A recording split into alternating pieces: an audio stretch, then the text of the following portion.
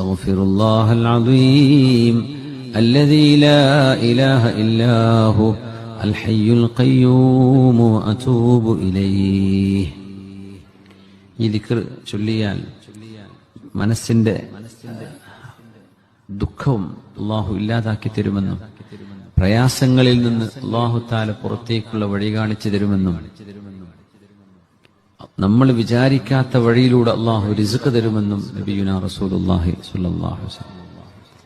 ദുആന്റെ ഇടയിലാണെങ്കിലും അതൊരു വസിയത്തായിട്ട് ഏറ്റെടുക്കുക. ഒരു ദിവസം എപ്പോഴെങ്കിലും ഒരു 3 തവണ അല്ലെങ്കിൽ 5 തവണയെങ്കിലും ഈ ദിക്ർ നമ്മൾ ചൊല്ലണം.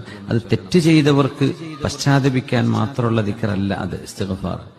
കാരണം ഈ ദിക്ർ ചൊല്ലിയാൽ അള്ളാഹ് തെറ്റ് പുറത്തു തരും എന്ന് അല്ല നബി തങ്ങൾ പറയുന്നത്. അല്ലാഹു നിങ്ങൾ ചൊല്ലുന്നതോടുകൂടെ മിൻ കുല്ലി ഹമ്മിൻ മഖ്റജ, നിങ്ങൾ മിൻ കുല്ലി ഹമ്മിൻ ഫറജ മിൻ കുല്ലി ദീഖിൻ മഖ്റജ, എല്ലാവിധ ബുദ്ധിമുട്ടായി കിടക്കുന്ന വിഷയങ്ങളിൽ നിന്നും അള്ളാഹു നിങ്ങൾക്ക് പുറത്തു കടക്കാനുള്ള വഴി കാണിച്ചു തരും. നിങ്ങളുടെ ടെൻഷൻ അള്ളാഹു നിങ്ങൾക്ക് ഒഴിവാക്കി തരും.